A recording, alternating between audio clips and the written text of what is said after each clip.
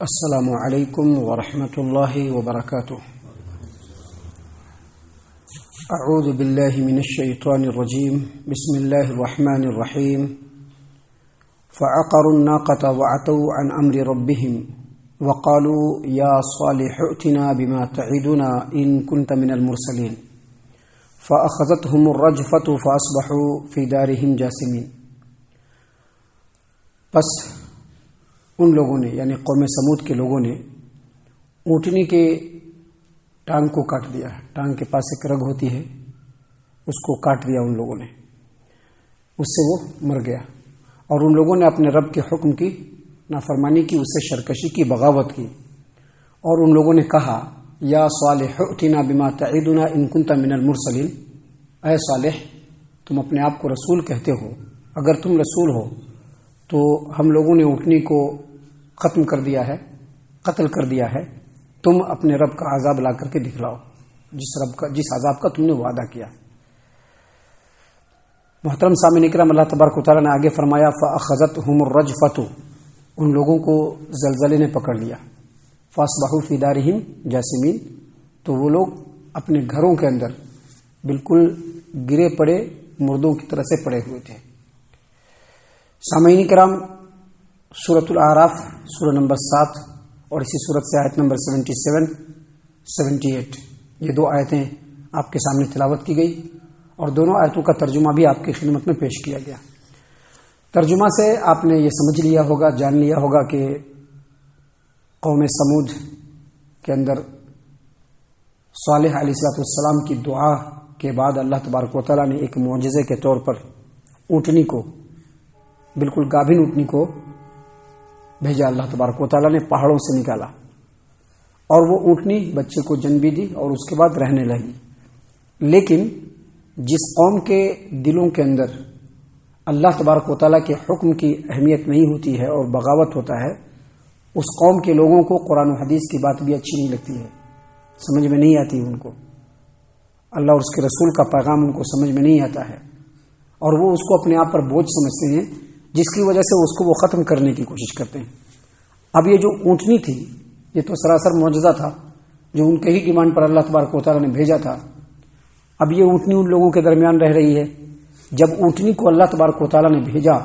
اسی وقت سیدنا صالح علیہ السلام نے اپنی قوم کے لوگوں کو وارن کر دیا تھا کہ اگر تم لوگ بری نیت سے اس اونٹنی کو چھوؤ گے بھی تو اللہ تبارک و تعالیٰ کی طرف سے دردناک عذاب تم کو مل جائے گا۔ لیکن اس کے باوجود ان لوگوں نے اس وارننگ کو اہمیت نہیں دیا اور اونٹنی کو مارنے کا کمپلیٹ پلان کر لیا۔ جس آدمی نے مارا یا جن لوگوں نے مارا یا جن لوگوں نے اس کا پلان کیا، وہ قوم کے ہر آدمی کے پاس گئے۔ دیکھیے، حافظ ابو جعفر ابن جریر طبری رحمہ اللہ اور دیگر کئی علماء مفسرین نے تفسیر کے اندر بیان کیا ہے کہ ایک عورت تھی اس زمانے میں جو مارنے کا جو سبب بنا، کہ کیسے اس کو مارا گیا، اس کو کس طرح سے اس چیز کا آغاز ہوا، کیسے اس چیز پر لوگوں کو ابھارا گیا۔ ہر دور میں قرآن و حدیث کے خلاف اگر کوئی پروپیگنڈا کیا جاتا ہے تو اس سے پہلے اس کے کچھ اسباب ہوتے ہیں، کچھ وجہ بنتی ہے۔ تو اسی طرح سے جو اونٹنی کو قتل کیا گیا، اس کے پیچھے جو سبب اصل تھا وہ یہ کہ عنیزہ بنت غنم، جس کی کنیت ام غنم، ایک عورت تھی، بہت بوڑھی عورت تھی، کافر عورت تھی، سیدنا صالح علیہ السلام سے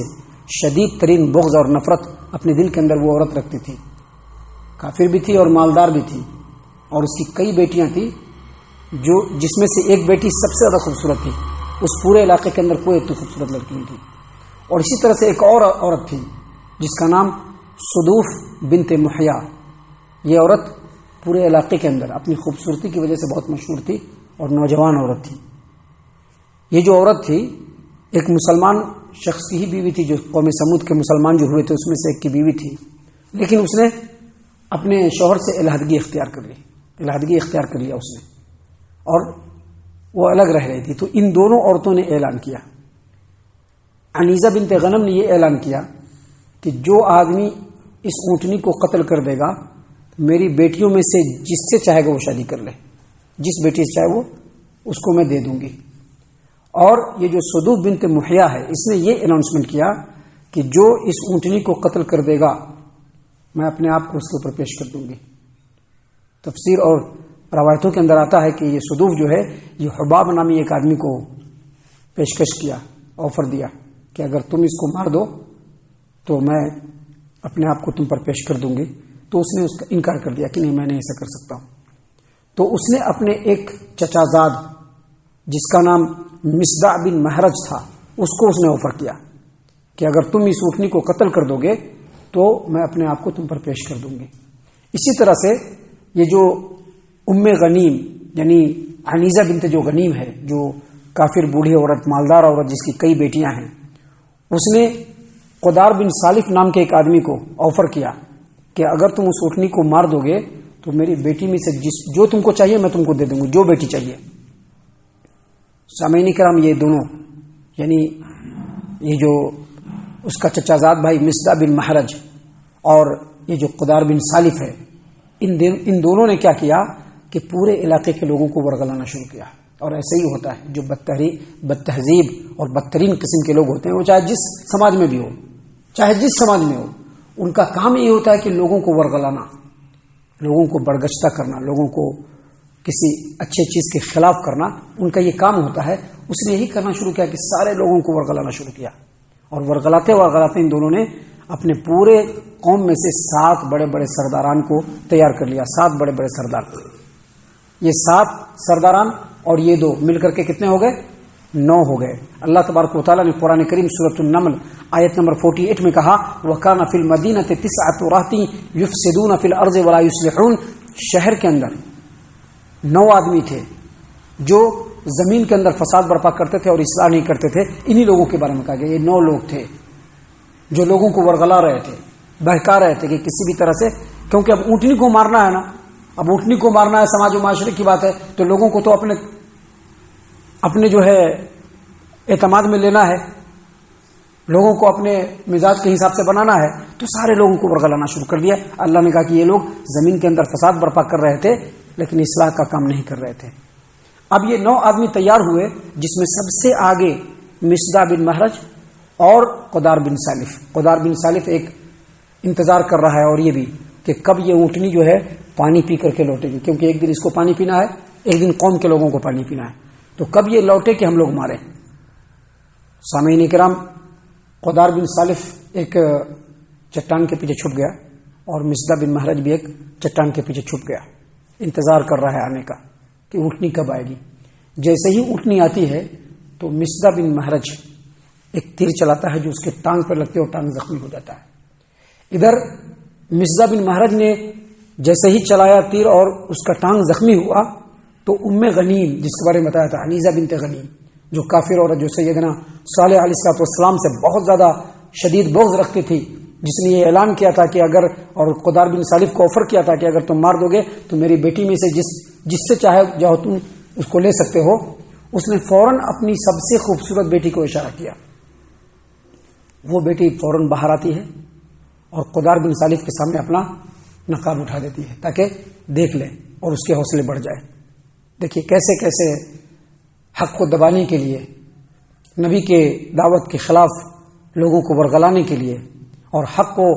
ملیا میٹ کرنے کے لیے لوگ کیسے کیسے ہتھ کنڈے اختیار کرتے ہیں۔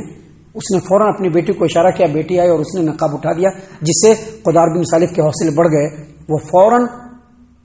ایک جو ہے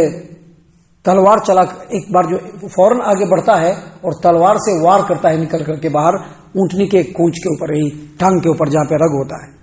اور اس کے ٹانگ کو کاٹ دیتا ہے، جس کی وجہ سے اونٹنی گر جاتی ہے، اور پھر فوراً وہ آگے بڑھتا ہے اور اونٹنی کو کمپلیٹلی ذبح کر دیتا ہے اور اونٹنی وہیں پہ مر جاتی ہے بلبلا کر کے۔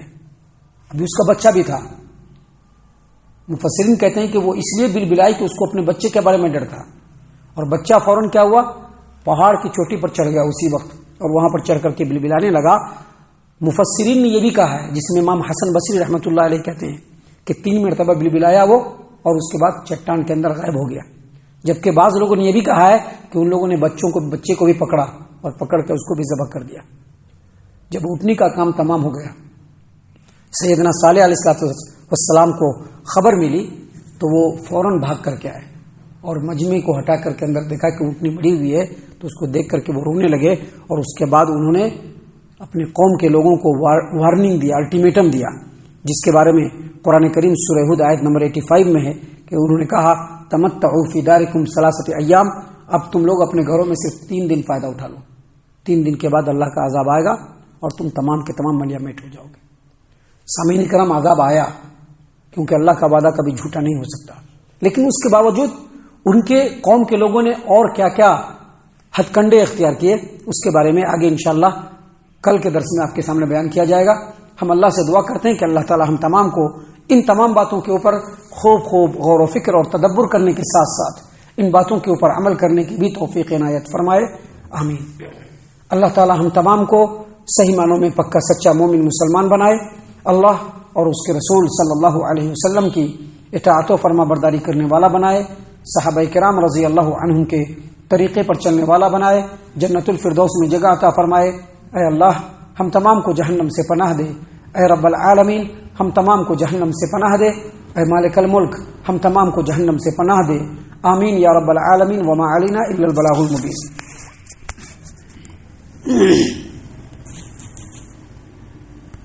تبارك الذي نزل الفرقان على عبده ليكون للعالمين نذيرا